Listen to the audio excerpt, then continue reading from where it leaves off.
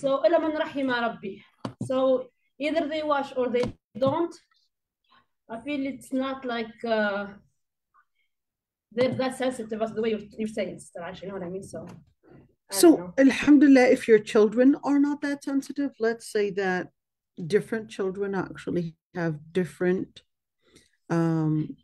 different behaviors in the way that they relate with different views is different. But they let the kids, they watching the horror movies.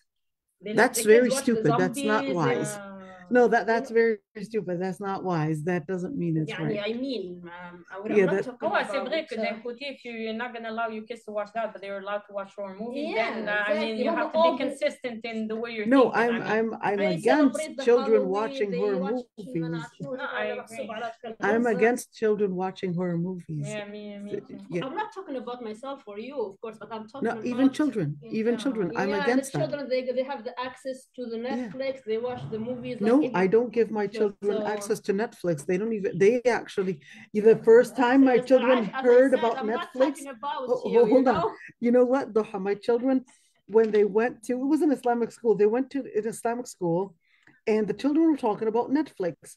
My children thought it was a package of cereal. They told me, Mom, can you buy me Netflix? And I was like, what? Why do you want Netflix? And they were like, well, everybody was talking about it. I want to taste it for the first time. That's not a cereal. I'm not talking about it. No, هي بتحكي على عامة الناس اللي no, this is too much for our kids, but then they're okay with them watching other things. والله يتفرجوا, that's why they live their life normal and they're fine. It's gonna gets old. It gets old, you know. You know, the young generation or now like under 20, they were just talking about today like how indoctrinated because American education is not doing well because the young generation are now sick and tired of like what's going on and the politicians not doing anything. One thing that I feel like for us Muslims, one thing that I have a little bit of a problem with is that I feel like a lot of people are treating this as a social matter, but as Muslims, I think we should look at it in a little different way. It's not all about I feel like we need to look at it as Muslims who have Allahu Akbar, Allahu Akbar, Allahu Akbar, Allahu Akbar. Ashhadu an la ilaha illallah.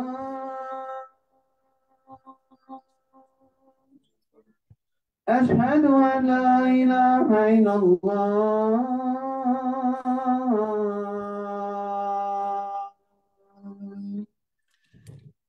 أشهد أن محمدا رسول الله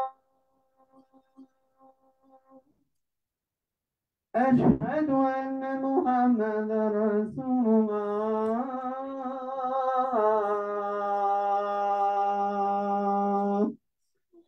حي على الصلاة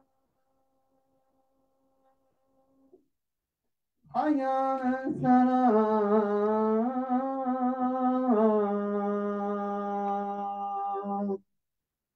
حي على الفلاح حي على الفلاح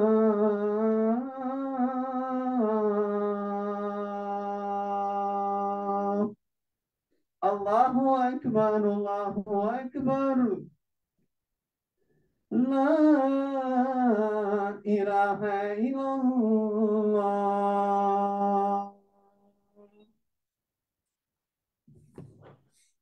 So what I wanted to do today was actually this hadith as really because of what we're going through with the ummah. All right. How do we live in a way where we're, let me say, not turning a blind eye on what's going on, but how do we actually get to in-nasr? How do we protect ourselves? All right. And this was a quote that the Prophet ﷺ was telling Abdullah ibn Abbas. Abdullah ibn Abbas was 3 years old when he migrated to Medina. All right? 3 years old when he migrated to Medina with his father, Al-Abbas ibn Abdul Muttalib. So he was the Prophet ﷺ's cousin. He was the Prophet ﷺ's first cousin. But definitely there's a huge age difference between the Prophet ﷺ's age, and who was 53 when the Prophet ﷺ had migrated to Medina, and the age of his cousin, who was only 3 years old. There's a huge difference, all right? There's a huge difference between these two ages. Now, the other thing is that Abdullah ibn Abbas, when he was, let's say, mature enough, he actually, when he was learning about Islam, he was already within a Muslim household already. Okay, so Abdullah ibn Abbas is considered to be raised in a Muslim household. Not all Sahaba had that privilege. Not all Sahaba had the privilege to be raised in a Muslim household. Depending on their age, depending on what choices their mother and father had actually taken. All right, Abdullah ibn Abbas, being raised in a Muslim household and being raised from his early childhood as a Muslim, he was, listen to this, he was already a scholar by the age of 13. The Prophet ﷺ made the dua for Abdullah ibn Abbas, Allahumma allimhu tfaqihu fi din wa allimhu ta'wil. Ya Allah, give him the knowledge of the deen and the interpretation of how he's capable of interpreting whether the Quran. In other words, give him the ability to go deep in his understanding in the Quran and also in what the Prophet ﷺ was teaching. Now, here's one thing. Abdullah ibn Abbas was considered one of the most important Sahaba in learning Islam and teaching it even to the older Sahaba. He was considered one of fuqaha al-Sahaba, one of the main scholars. Not all Sahaba were necessarily scholars. How many Sahaba do we have? Approximately. Almost 500,000. Okay. Now here's almost. So here's one thing. Is that too much? What, way more than? So here's one thing. A Sahabi would be anybody that had seen the Prophet ﷺ, even if it was once. Okay, even if it was once. All right. But the Sahaba that lived with the Prophet ﷺ and had close relations are approximately around 25,000 that had close relations. The closest relations, of course, the smaller the number, the closer they were. All right, the closer they were. So the Sahaba that were considered from those that had narrated a lot of hadith, well, like Abdullah ibn Abbas. Abdullah ibn Abbas narrated 1,660 hadith. 1,660 hadith. Now, that doesn't mean that by the bigger the number of hadith, that means you had more closer relations than someone else. Not necessarily. Because Abu Bakr as-Siddiq only narrated 75. 75. Well, not because Abu Bakr as-Siddiq was young. No, Abdullah ibn Abbas. Well, the most one to narrate is who? Abu Hurairah. And that's Abu Hurairah. What was that? And Abu Hurairah didn't become Muslim until the 7th year Hijrah during Khaybar time. Go ahead, my friend. I was going to ask you, you see how people, you see how you can have a dream, and in that dream you can see the Prophet. You wouldn't be considered a Sahabi for having, for dreaming about the Prophet ﷺ. We're talking about in real life. Oh, okay. Yeah, you wouldn't be considered a Sahabi. I know, tough luck. Yes. But that's already good if you do, though. That's already good if you do. There you go. But yeah, this is talking about in real life and being aware of it. Like one Sahabi, he actually said, "Aqiltu majjatan." The Prophet ﷺ, the Prophet ﷺ wanted to play with this child, so he put water in his mouth and just blew it on him to kind of cool him down. Okay, so he said, "I remember when the Prophet ﷺ did this to me." it was to play around with him. I know some people might find it disgusting, but the Sahaba, even the spit, they would actually take it and wipe it on themselves from the Prophet ﷺ. All right, that's how much deep love they had for the Prophet ﷺ. Anyhow, Abdullah ibn Abbas, he was also coming frequently because even though he was the Prophet ﷺ's cousin, but because he was still young, he was entering the homes, the Prophet ﷺ's homes, even without his wives having hijab on, he was entering their homes. Who else is like that? Anas ibn Malik. Anas ibn Malik, his mother actually brings him over to work for the Prophet ﷺ, to be his personal helper. Whatever he needs, he'll go get it. Okay. Abdullah ibn Abbas, the Prophet ﷺ tells him, Ya ghulam, inni u'allimuka kalimat. احفظ الله يحفظك احفظ الله تجده تجاهك إذا سألت فاسأل الله وإذا استعنت فاستعن بالله واعلم أن الأمة لو اجتمعت على أن ينفعوك بشيء لم ينفعوك إلا بشيء قد كتبه الله لك ولو اجتمعوا على أن يضروك بشيء لم يضروك إلا بشيء قد كتبه الله عليك رفعت الأقلام وجفت الصحف. What does that mean? I'm first going to translate it, I would say a shallow translation, and then we're going to go deep. And the reason why I chose this hadith is because of the relationship that we're living in right now with the situations in Gaza and with all the different things. So the Prophet ﷺ was telling him, Ya ghulam. Al-ghulam is a young child under the age of puberty. Age of puberty for a boy, 13, 14, all right? Ya ghulam, oh young boy or oh son. Inni u'allimuka kalimat. I'm teaching you just a couple words. It's not too hard to memorize, not too sophisticated, very simple for you to understand, that is. احفظ الله يحفظك. Preserve Allah subhanahu wa ta'ala, and Allah subhanahu wa ta'ala will preserve you. Allah subhanahu wa ta'ala doesn't need anyone to preserve him. But احفظ الله actually means preserve and take Allah subhanahu wa ta'ala's boundaries as sacred. Take them seriously. If Allah subhanahu wa ta'ala told you that this is haram, don't even do it. Well, that is what is going to guarantee that you're going to be preserved, safe, and you're going to be fine. In other words, take Allah subhanahu wa ta'ala's matters seriously, and He will take you seriously. He will take your matters seriously. He will take your safety seriously. احفظ الله تجده تجاهك. Take Allah subhanahu wa ta'ala seriously, and you will see Allah subhanahu wa ta'ala. Whenever you need Him, He'll be there for you. You want to make a dua, He'll answer your dua. He'll be there for you to give you the help. إذا سألت فاسأل الله. Now that is the second thing. إذا سألت فاسأل الله. And if you ask, and if you needed a request, then do it from Allah subhanahu wa ta'ala.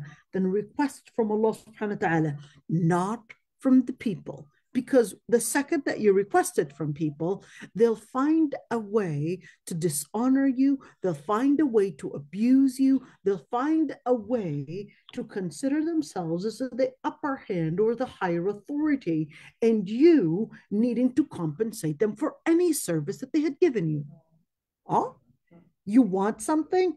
Don't ask it from the people. Either do it yourself, ask Allah subhanahu wa ta'ala to give you the help, but don't ask it from people, because they'll find a way to seek and consider that they have the right to somehow get the compensation from you. Now, that's very similar to another hadith where the Prophet ﷺ, from a different angle at least, where the Prophet ﷺ actually asked us to seek refuge in Allah subhanahu wa ta'ala from al-ajz, from al-kasal, from al-bukhl, and from al-jubn. Al-ajz, al-kasal, al-ajz is not having the physical ability to do something. Disability. to have a disability to do something. 2, الكسل. You've got the physical ability, but you don't have the inner. The problem is not your ability. The problem is having that laziness, because you on the inside, you don't have the enthusiasm. You'll see somebody, why aren't you doing workout? They're too lazy to. It's not that their body is disabled to do it. It's that they're not having the enthusiasm. Get up and wash the dishes, or get up and clean your room. It's not that they're not having the physical ability to clean the room. It's that they're lazy to do it. So you ask Allah subhanahu wa ta'ala to take away the laziness that might control your heart. And we said al-ajz, we said al-kasal, we said al-bukhl. Al-bukhl is when you have the money, but then you don't have the inner power to give and share. Sadi, you want to say something, my dear? I also wanted to add that, like, it also has to do with discipline, too, like self-discipline. Like, there's going to be times where you don't want to do things, right? But you have to teach yourself, no matter if you don't. Absolutely. It's an inner discipline. Absolutely. It's an inner discipline that you can actually have the means, but your inner discipline is not there to give you that akhlaq, the principle to actually do it. And that's why in Islam, it focuses a lot on inner akhlaq as much as it focuses on the outside as well. Good job for bringing that up. It's the issue of inner discipline. And we talked about al-jubn. What is that? You can have the power. Somebody can be physically fit, 6-pack or whatever it is. And then you know what they end up? Not having the courage to fight or even defend or stand up for the truth. So what do they end up going through? Well, they end up going through that jubn. They're just such cowards that they're not able to recognize their powers and recognize the weakness that the other person has. So what do they face? They start dealing with the consequence of feeling hopeless, not because they are, but because they don't recognize their own powers. And that's the thing, not recognizing the provision of probably wanting to share, not recognizing the powers that Allah subhanahu wa ta'ala had given you, not recognizing the courage, not recognizing the power, not recognizing the wealth, not recognizing your health. That's the disability part, not recognizing your health. In other words, the first and most important thing that you want to recognize is really recognizing your health, recognizing your wealth, recognizing your power, the different energies, the different things that you have, your potentials. Absolutely. That's the start of recognizing what you should do with them. What you should do with them and how you actually put them in the right place. So let's continue. وَإِذَا اسْتَعَنْتَ فَاسْتَعِنْ بِاللَّهِ. And if you needed to seek refuge, you needed help, you ask it from Allah subhanahu wa ta'ala. وَعْلَمْ. Pay attention to this one.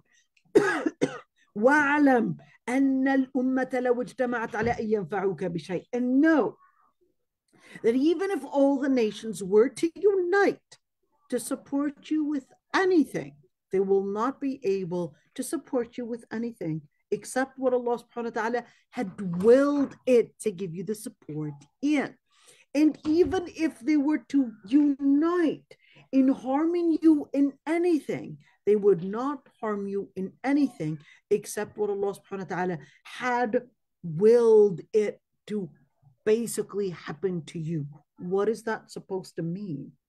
That's actually supposed to take us into considering that we should not have fear from anyone or any nation or any country, whether we're talking about some kind of a threat that they'll take away your job, or you might not find food if you don't do what we tell you, or probably will bomb you, or whatever it is. You would always have al-izzah.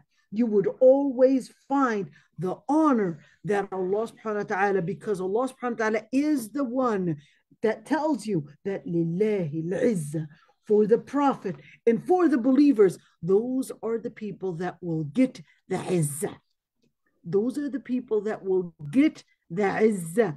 The real people are the people that would recognize that Allah subhanahu wa ta'ala is the one to give the power. Not the United Nations, and certainly not UK, and certainly not any country. You would get it from Allah subhanahu wa ta'ala. But you have to do your job in equipping yourself what is necessary.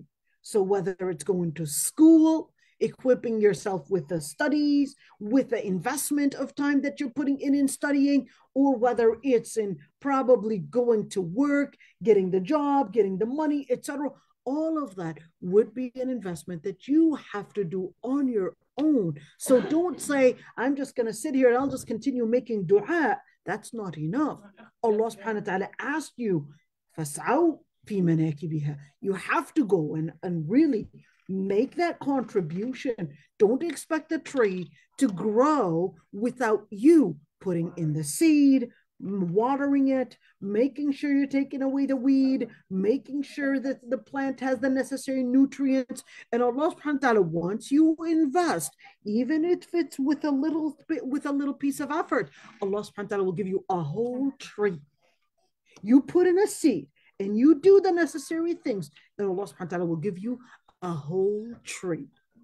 Not one for one seed. He will give you a whole tree. If that is the case with dunya, well, certainly Allah subhanahu wa ta'ala, for a little investment of dhikr or investment in making the difference in this life, Allah subhanahu wa ta'ala will give you a whole Jannah. May Allah subhanahu wa ta'ala give that to us. So, رفعت الأقلام وجفت الصحف. What is رفعت الأقلام? Now, here's one thing. Before you're even created, by more than 50,000 years, you actually had all the information in regards to what's going to happen to you already decreed. So why should I do anything if already Allah subhanahu wa ta'ala planned everything, or at least he already had known that I was going to make that choice? So Allah subhanahu wa ta'ala knew that you were going to make the choice, but he didn't force you to make the choice. Whether you decide to work or whether you decide not to work, Allah subhanahu wa ta'ala, remember the hadith of Abdullah ibn Mas'ud, when the Prophet ﷺ actually said, "Inna ahadukum yujma'u khalquhu fi batni ummihi 40 yawman nutfa." Remember that hadith, that you would actually be joined and created in different stages of development in your mother's womb, and then for 40 days you would be in stage of a nutfa, and then 40 days you would be in those different stages. Anyhow, and then ثم يرسل إليه الملك. Then the angel would be sent, and then what would he write? He would write the ajal, the amal, the rizq, and the shaqiyun aw sa'id. What is al-ajal? Al-ajal, how long you're going to live. How long you're going to live for. Al-ajal. 2, rizq. What provisions are, who are you going to get married to? How much money you're going to be making. That's the rizq, everything that's rizq. Education, whatever it is, rizq. And al-amal. Is this person going to be doing what's right? Or are they going to be doing? It's not that Allah subhanahu wa ta'ala force you to be like that. It's a choice that you made. You will be making, but the Lord Almighty had the foreknowledge of what choices you're going to make. How do we know that he had the foreknowledge? Well, Allah subhanahu wa ta'ala, you have the barrier of time, but Allah subhanahu wa ta'ala doesn't have time as a barrier. So he would know the future and the past in the same way. It doesn't add any information to Allah subhanahu wa ta'ala when something happened. Why? Because he is the creator of time and he is the creator of place. But place and time are not things are not things that would be included on Allah subhanahu wa ta'ala to mean that they don't restrict, and Allah subhanahu wa ta'ala is not in time and place. Allah subhanahu wa ta'ala is beyond time and place. Oh? Yeah. So therefore, Allah subhanahu wa ta'ala knows your rizq, knows your amal, and knows shaqiyun aw sa'id. I want you to look at the word shaqiyun aw sa'id. Because the word shaqi actually means sad, naughty. Yeah. It also means naughty. Naughty and sad. Sad and naughty. Not happy. Not sad. All right? Now, Sa'id is the opposite of Shaqi. Sa'id, happy. Satisfied. Satisfied. Now, here's one thing. When you look at Shaqiyun aw Sa'id, I want to just scrutinize the word Shaqi here, because the word Shaqi would actually tell you that if a person were to embrace, you were to embrace the path and you were to embrace what Allah subhanahu wa ta'ala had directed you to do, that is going to lead you to being happy, satisfied, content, even in this life. That's why you would see an increase in anxiety, depression in the people that don't actually embrace that don't embrace the path of Allah subhanahu wa ta'ala. You would see an increase in anxiety, depression, and all of these different things. And you would see an increase even when we're talking about different physical illnesses as well. Because Allah subhanahu wa ta'ala was giving you certain directions of how to practice your deen to help you preserve your mental health, preserve your physical health, preserve your social health as well, help you preserve even your financial well-being. Go ahead, my dear. Yeah, you will raise your hand. Okay, no problem. So in Islam, Allah subhanahu wa ta'ala is telling you what are the things that Allah subhanahu wa ta'ala is going to preserve me, or at least promise to preserve me in. 5 different things. Let's lay it out. What are the 5 different things that Islam considers as the most important thing that you should consider in preserving Allah subhanahu wa ta'ala in? D-N-A-I-M. Number 1 is deen. Number 2 is nafs. Number 3 is aql. Number 4 is ird. Number 5 is mal. Now, what does that mean? Deen is basically your piety. Are you taking that seriously?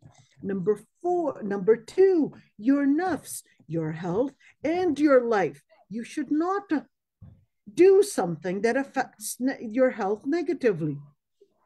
You have to make sure that you're eating right, you're eating healthy, and if you need to go to the doctor, go to the doctor. If you need to work out, then work out. And you definitely can't say, well, I'm angry, so therefore, because I'm angry, let me somehow cut myself in this kind of, no, that's against Islam.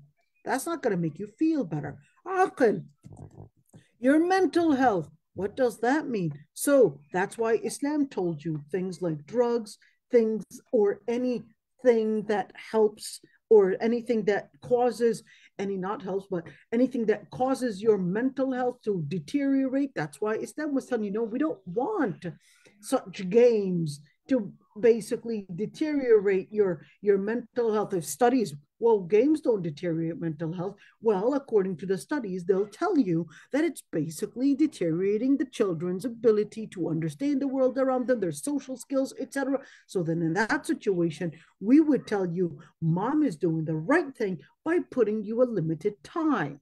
So we would say for mental health, whether we're talking about drugs, alcohol, gaming, all of these things, they would affect your mental health. And Islam wanted you, al-mu'min al-qawi, ahabbu ila Allah min al-mu'min al-da'if. Allah subhanahu wa ta'ala wanted you to be strong. He didn't want you to be weak. He wanted you to be strong in your deen, strong in your health and your life, strong mentally, and even strong with chastity. What is chastity? Chastity / family. So that when you recognize with your chastity, you're letting yourselves recognize that my chastity, no one is allowed to basically do the wrong touch, right? No wrong touch.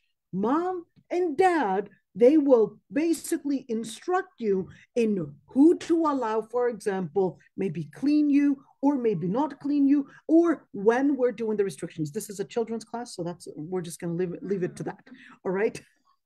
All right, we're just going to leave it to that. Or even to instruct you when you should be wearing your hijab when you reach the age of puberty, and how and who is allowed to see you without your hijab, etc. All these different things, and how to communicate with the opposite gender, whether male, female, etc. How to communicate, how to limit the communication, whether we're talking about through social media or whether we're talking about in person, how to restrict those relations, because your body really acts differently when it reaches the age of puberty. It reacts differently with the world around it. And number 5 is basically al-mal, and that is property and property. Did I write this wrong? No, you wrote it right. Okay, and wealth. So what is property and wealth? Number 1, in how you're making the money, you can't steal somebody else's money. And you definitely cannot gamble. And you definitely cannot secretly take somebody's wealth without their consent. So that's to respect how you bring in the money and also how you spend the money management. There are certain things, there's a general law, ما حرم أخذه حرم عطاؤه. What is haram to take is haram to give. So in general, Allah subhanahu wa ta'ala also told you how you could deal with the wealth that is coming in and how you want to make sure that you do money and good distribution and money management. With the money management, that is what will secure for you to make sure that you're not wandering your money and you're not finding yourself at the other, let's call it, in deficit. You're in deficit, you're going back with your money, you're going back with all your property and all of that. So Islam tells you, I want you to consider these 5 things in order to make sure that you're doing the right thing in protecting yourself. Oh, are the people actually online? Are you capable of seeing what I'm writing, the DNAIM? Are they? Write that in the chat, please. I want to make sure that you're able to see it. You think they're able to see it? Yes, alhamdulillah. All right, so those are the things that Islam would tell you that you want to preserve. And of course, the details goes into knowing more about the Sharia. I did get a question. How can I basically grow in maintaining my deen? Number 1 is having ilm. Having ilm is one key and a very important key to make sure that you're not letting your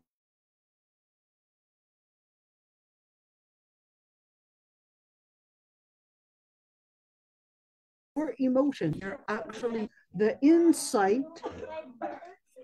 and the maturity that Allah subhanahu wa ta'ala is helping you recognize what you should be doing and what choices you should be making. So this is it. رفعت الأقلام وجفت الصحف. So this is basically a hadith sahih. What are the different types of hadith? You got sahih, da'if, and there's hasan. There's sahih, hasan, and da'if. What is sahih? Supported by الله أكبر الله أكبر أشهد أن لا إله إلا الله أشهد أن محمدا رسول الله حي على الصلاة. الصحيح ما اتصل إسناده بنقل العدل الضابط عن العدل الضابط من غير شذوذ ولا علة قادحة.